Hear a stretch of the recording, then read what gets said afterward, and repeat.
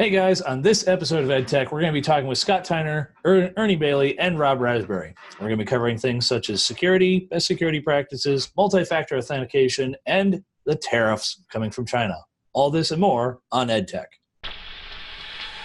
The network for the AV industry. What are you listening to? This is AV. This is AVNation. This is AVNation. This is EdTech, episode 74. Let's start with security. Support for AVNation is brought to you by Peerless AV, driving technology through innovation. This is EdTech, the monthly higher ed tech podcast. I'm your host, Bill O'Donnell, and this month I'm joined by Mr. Scott Tyner. How are you, sir?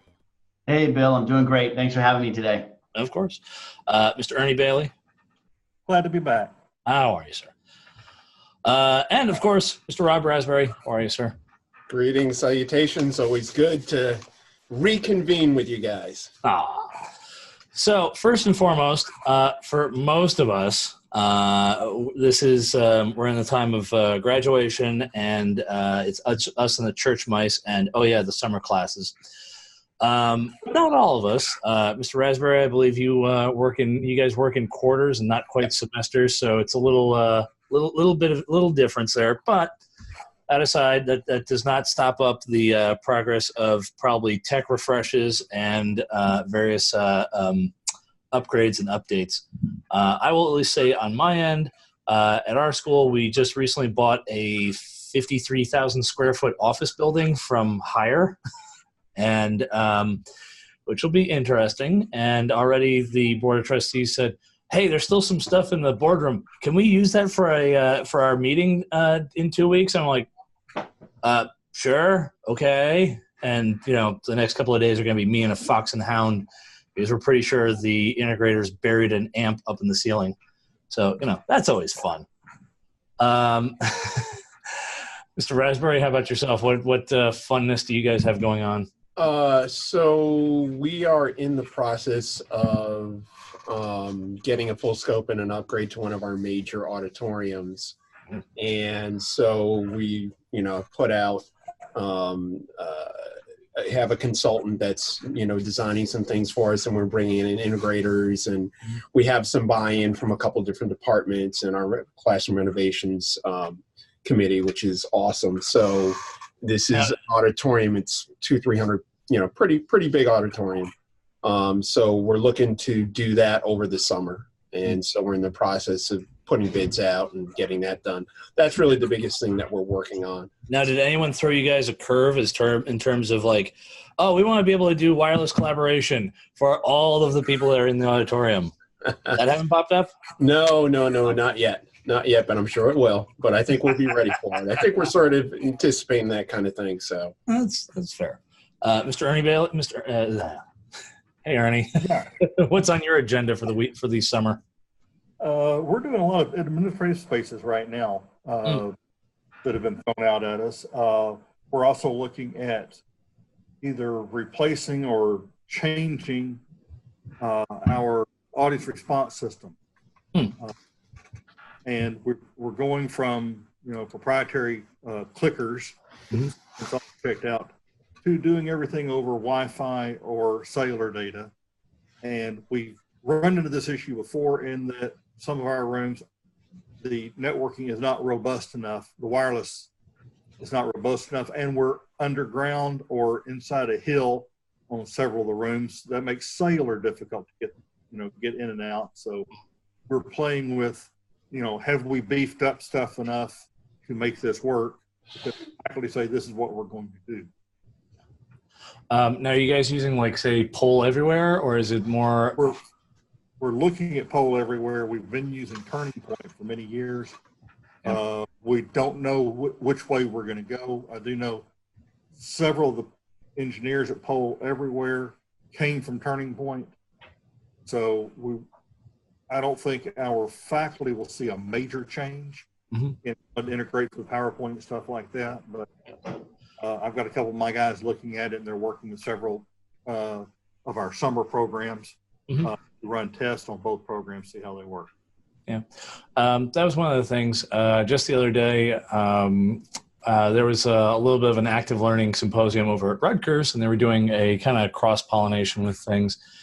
And it was kind of interesting. They had some folks that had come all the way down from, if I remember right, there was Yeshiva University. There was obviously us from William Patterson. And there were one or two folks, I believe, that were from Rowan. And it was just kind of basic crisscross talk and everything. The biggest one they talked about was the usage of clickers and the fact that, Turning Point themselves have said, hey, hardware-wise, we're, going to a cloud-based solution. And it's one of those things of, okay, how do we get our students on board with all this stuff? I know it's not the most riveting of tech, but at the same time, it does affect, for us, it affects what kind of requirements do we need for the room. Specifically, is like, in Ernie's case, is the Wi-Fi strong? Is there enough Wi-Fi access in the rooms and everything? I mean, case in point. Students carrying 5 to 6 devices when they walk into the classroom. Yeah. So, 300-seat auditorium. Mm-hmm. That's a lot of Wi-Fi. Oh yeah, no. At Rutgers, they had a 250 to 300-seat auditorium, and maybe in the curious one that I am, looked up and saw about 6 or 7 Wi-Fi access points, and I went, okay, that's because everyone's on their mobile devices. I get this. Strangely enough, no power outlets, but plenty of Wi-Fi. So everyone's running out of there with their batteries half dead. But that's besides the point. Mr. Tyner, how about yourself? What's the fun summer project for you guys? Yeah, we are graduating this weekend, and so Tuesday is always one of my happiest days of the year to walk on campus, and it's quiet because there's nobody around. Oh, you get your favorite parking spot back? You get the only parking spot back. None during the regular school year. But then we're gonna dive right into it. We're doing 2 full classroom buildings over the summer, bringing them all up to digital, and then several small projects. And I'm sure we all see the people who pop up right about now and say, "I've got some money left over before the end of the year. Let's do something." Yeah. And so there's that. So we're gonna be in it Wednesday of next week. We're gonna dive right in and get going. Oh yeah. The other fun one that popped up on us was we had 2 divisible rooms that suddenly the student center said, "Oh, we have money to do all this." And we're like, "Okay, cool." And then it turned into, "Well, we want, you guys said that the lumens were only like 4,000. We found this one that we really like, and it's 8,000." I went, "Oh, okay. That's very nice. Let's take a check." And first and foremost, that puts you over the bid limit. And secondly, are they, at that point, I'm like, all right, if you really want to go high end, why don't we just go laser so I don't have to ever go in these rooms again? And no, they weren't. They're actually dual lamp projectors. And I'm going, that's actually more painful in the long run. But yes. It's one of those things. We eventually found a middle ground, and we also managed to find a couple of Solstice pods to throw in so they can now do wireless collaboration. So everyone wins, everyone's happy, and aside from that, I think there's a new dorm going up, and we have minimal involvement with that, but I still have to go and hold the GC's feet to the fire. So, right, yeah. Anyways, coming up first on our article list here, this comes to us from Commercial Integrator. This covers the upcoming tariffs that the current administration has put in place with China, as well as the fact that China is putting tariffs on our stuff. The big thing that's coming through is that most of the prices are going to be going up on parts. Now, whether or not you look and go and say, in my backyard, there's Aurora Multimedia. Now, do they make all their stuff in Morganville and everything? Oh, I'm sure they assemble most of it, but you're still their component parts. Your resistors, your certain circuit boards, your chipsets, and things like that. They're still coming from China. So there's probably going to be a price jump. I believe Crestron had already put out a notice that their prices are going up, along with a couple other folks. It's just the nature of the beast. Now some other companies have kind of gone about this in which they said, "Oh, here, those tariffs, our stuff, like for example, AMX. I don't think AMX prices are going to be fluctuating that much, mostly because if you actually look at their labels, certain things such as their touch panels and other components and everything. And on the back, it will say "Made in Mexico." And obviously, there's no major tariff on Mexico, along with the fact that there was a new trade agreement just made. So it's one of those things, guys, that down the line, do you think this is gonna affect us, or is this one of those just we kind of look and go, well, it's the cost of doing business? Well, yeah, it's going to be the cost of doing business. It's going to be the cost of doing business. Mm-hmm. I mean, we're not going to have a choice. This is something way out of our control, but it's going to affect us. The thing that always that hits me, and you have to think about is, 25% is a significant number. This is not 2% or 3%. 25%. Companies, they just can't eat that. A few of them might have said at 2 or 3% or even 5%. Listen, we're going to eat this until this war is over and there's an agreement. 25% is a ton of money. And if you're thinking in some of the work we do, where we may be spending, $500,000 to $1 million over the course of a year, or whatever, that adds up really quick in our budgets. And it's something that I've been paying attention to on the periphery, but as it gets closer and closer, I think we all have to be paying a lot more attention to, because it affects what we do. Yeah, it's one of those things where at the thing that we kind of look about it, at least with our department, we're saying, listen, we want to do all this stuff, but due to budgetary reasons, it's like, hey, we wanted to do, on average, we usually do about 5 to 6 classrooms or so over the summer, but some of them are, are far more intensive than others. Because there'll be like dual screen rooms, and we'll also end up replacing the screens and things like that. And it'll just turn into, we're just gonna have to do less. And it's not us being lazy or anything. It's literally just, it's the cost. So it's one of those things where I see this is going to probably cause us to have a little bit of a slowdown on things. But, if folks really want the stuff so bad, please go plead to, your folks who do capital plans or, construction management or what have you. One of the funny things I was talking about with the folks at Rutgers, they were more than happy to go and update some stuff once a new building was up, because, the School of Engineering said, oh, we want these classrooms.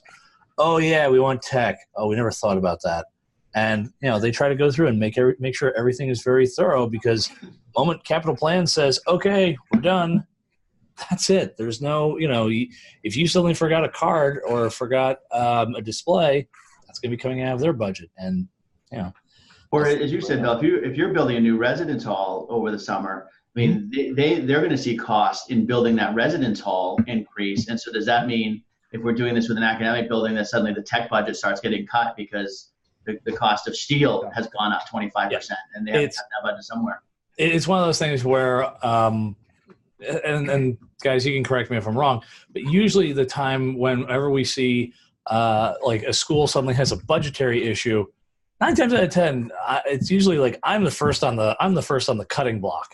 Of all of a sudden, oh, Bill, remember how we said we were going to do this? Yeah, we just took $30,000 out of your budget. Oh, thanks. Do I no longer have displays and mounts in the following rooms? Yeah.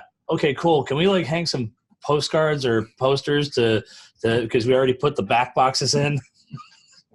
And not saying that it happened, and the VP of Finance may have seen that. Anyway, it's sort of interesting because I'm sort of wondering, after the length of the Trump administration, how long is this going to be instituted for? And certainly it's going to impact us for the next few years. I'm just wondering, is this something that's going to continue long after, Trump is out of office? Is this something that we as a country are going to implement going forward? But it's always something every year is going to cause some type of rise in cost. And, this affects just about every bit of infrastructure that we have. So everybody's got to, sort of roll with the punch, so to speak. Yeah. And like Scott said, a 2 or 3% we could probably deal with, but a 25% increase. We're going to start cutting features that we were putting in these rooms. Mm-hmm. Not just we're going to not upgrade as many. The few that we do get to upgrade are not going to be where we want them to be, and they're not going to match the ones that we did last year. Right. I think there's going to be sort of a not a degradation, but they'll certainly be. Oh well, this one had all the bells and whistles. This one's a little bit more. This one's a little bit more straightforward. It's not going to be bad. Simply, like sometimes I put it like, in some cases it's like, oh, you want to have like a complete Crestron DM system or an NVX system in here, and all of a sudden, it's like, congrats, we only had money for a valence extender. Okay, does it get the job done? Yes. Is it the nicest and we have all the options we want for later on? No, but that's what we're given. So next up after this, this comes to us off of Rave Pubs. It is from our own Mr. Scott Tyner, entitled "Security Start from the Beginning."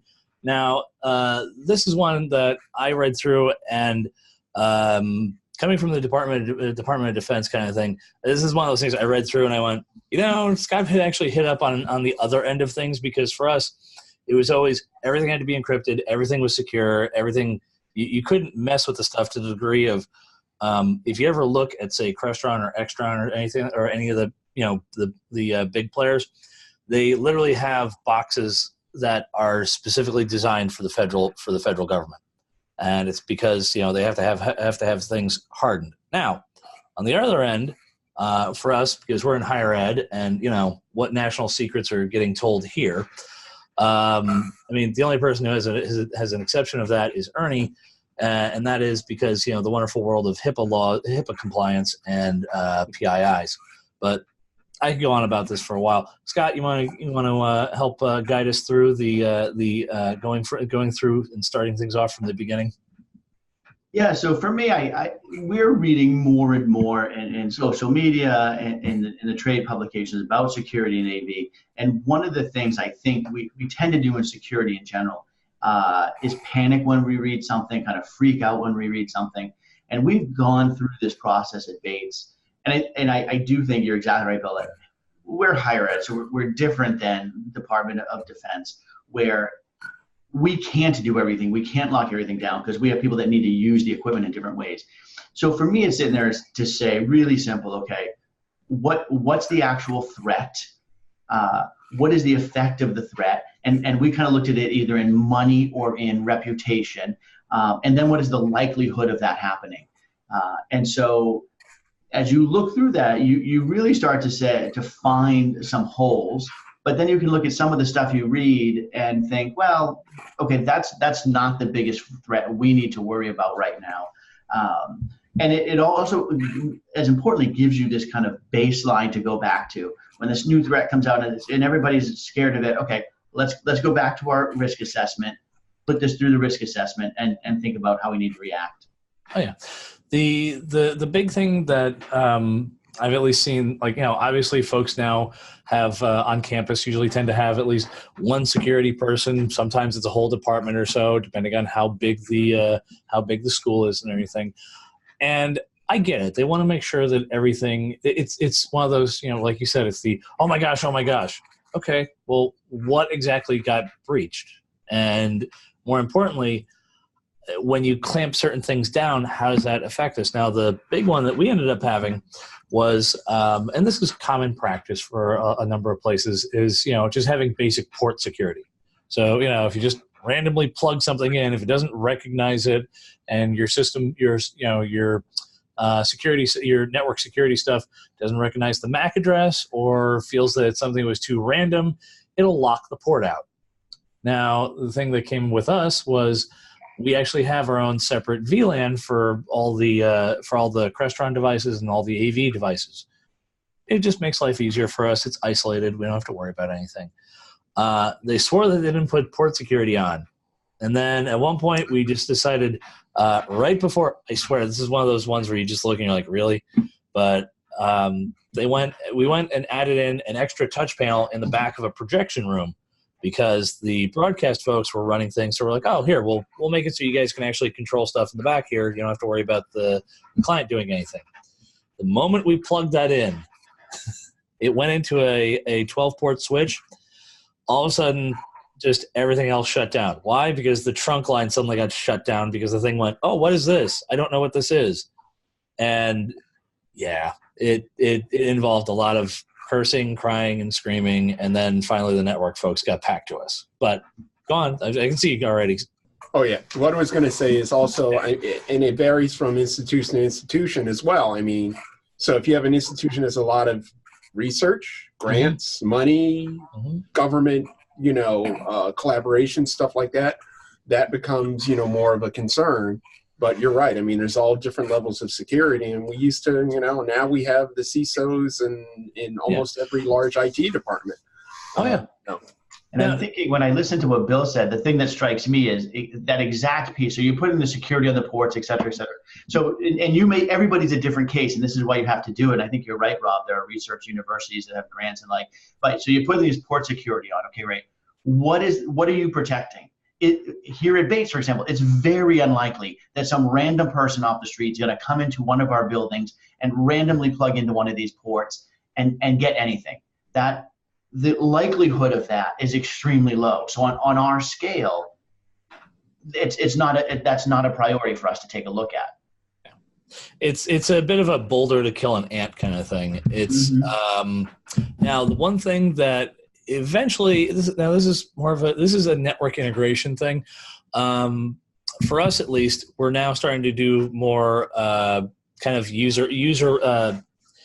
It's the user or allow list and deny list. And that is specifically for us, it's going to be, oh, I log in with my credentials. Oh, okay, I can actually access the Crestron VLAN from whatever laptop I go into, provided you open up the correct ports and everything. But it's one of those things we're trying to make it where it's more user login access. Now the other end, and I'll ask all you guys this. We'll start with Ernie first, and then kind of work it way down. This is something that we've implemented here, and I'm kind of curious as to how folks are following through with it, and that is multi-factor authentication. Now, how that relates back to AV is, do I think that we need to have multi-factor authentication for AV?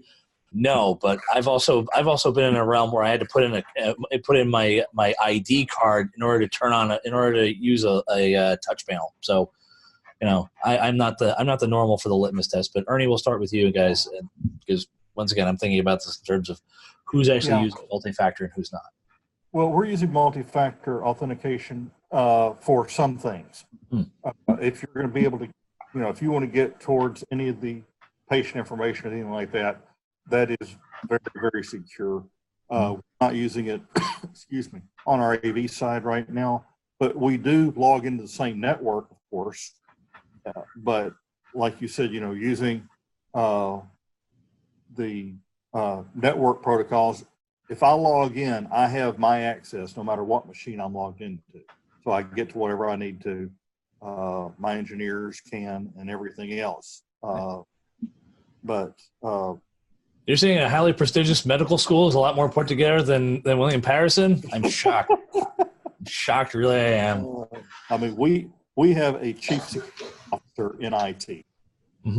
So he's got a very good team, and they watch everything, and if we get warnings that there may be a vulnerability and maybe some of the Crestron gear that's coming in, we pay attention to that. We work with our network security people, and we work with Crestron to make sure that we get whatever patches we need.